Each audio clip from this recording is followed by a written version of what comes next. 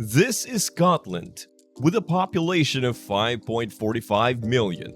Surprisingly, 70% of them live in one certain region. Curious to know why? Let's dive into that. But before we start, don't forget to subscribe to our channel.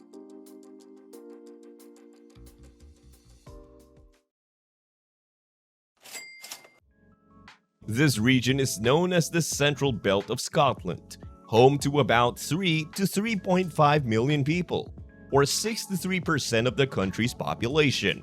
Including areas like East Fife, Perth, and Dundee increases this to nearly 80% of the population, all located in a narrow strip in the center of Scotland. But why is this?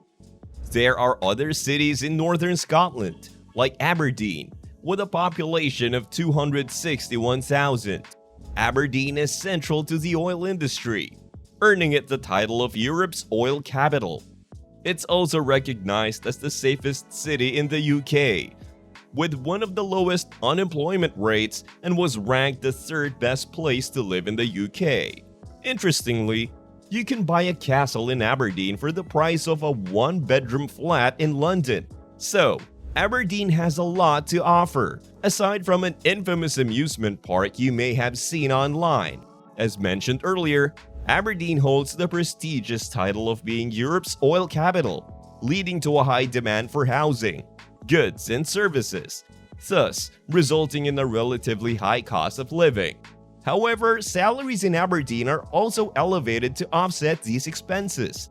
Additionally, Aberdeen's coastal location subjects it to frequent windy days and limited daylight during winter. Moving on to another city in the north described as the gateway of Scotland's beautiful highlands, Inverness. Despite its historical significance in association with the Loch Ness Monster, has a modest population of around 50,000. This relatively small size contributes to a sense of isolation, especially for the younger population. Scotland boasts over 790 islands, yet only 93 are inhabited. Among these, Harris and Lewis are the most populous, with 21,000 residents, resembling a tropical paradise in pictures, like the Bahamas, albeit with a cooler climate and more sheep. There are also Shetland, Orkney, and especially the Isle of Skye, which are well known for their stunning landscapes and natural scenery. The total population of Scotland's inhabited islands is about 103,000. You might wonder why not more people live in these picturesque locations. The main reason is the challenging transportation. Getting to some islands might involve a sequence of train, bus, ferry, and sometimes even plane journeys, with ferries sometimes running only once a week. There's even the world's shortest commercial flight between Westray and Papa Westray, lasting just 90 seconds, which is more of a novelty than a practical transport option. Besides the difficulty of access, living is also tough due to scarce housing and high living costs. Internet access is poor, educational options are limited, and there's not much for children to do, resulting in small, isolated communities. For example, the Outer Hebrides saw its population drop from 46,000 in 1901 to 26,000 in 2001, a 43% decrease, with projections that it could further decline to 20,000 by 2050. Funnily enough, if Scotland turned the Isle of Barra into a tropical paradise with palm trees and heaters, maybe it could attract American tourists to help sustain these beautiful islands. Now let's return to mainland Scotland. Why is much of it sparsely populated? One major factor is the terrain.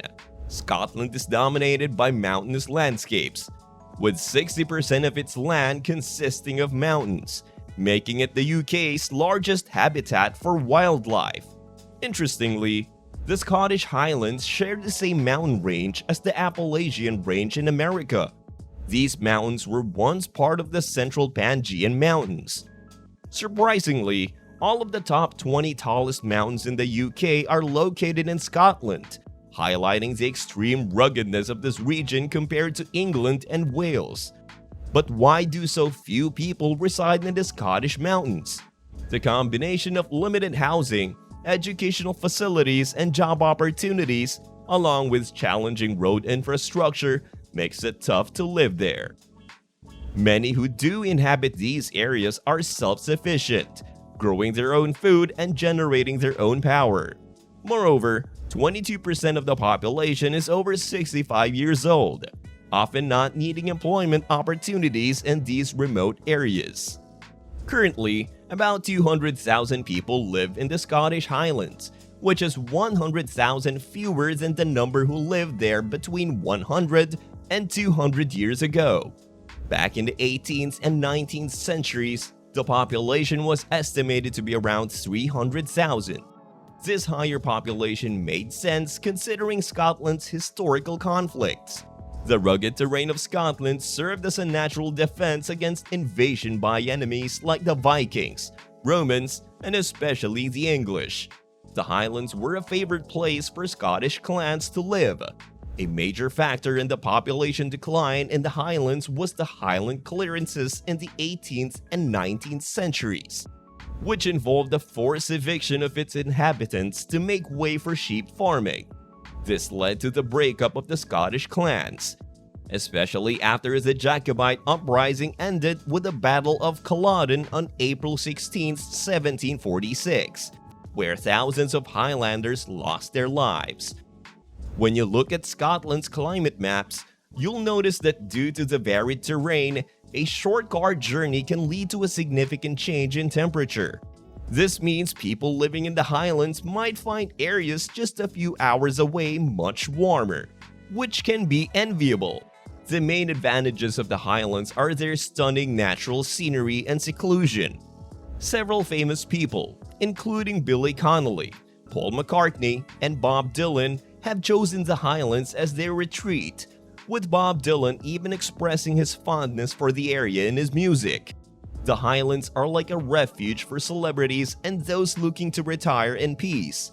Scotland is also committed to protecting its beautiful landscapes.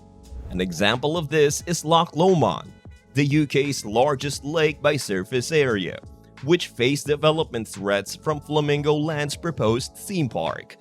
The Scottish community strongly opposed this plan, successfully petitioning against it, although Flamingo Land later returned with a new proposal.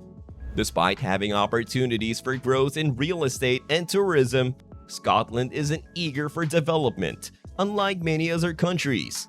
For instance, if this were in America, it's likely that a theme park, a Hooters, and a large Walmart would have been built already. Scotland stands out as one of the few places where some locations remain unchanged for centuries, and there's a certain charm in that. Therefore, although Scotland may have sparsely populated areas, I don't necessarily see it as a bad thing. Thanks for joining me in exploring Scotland today.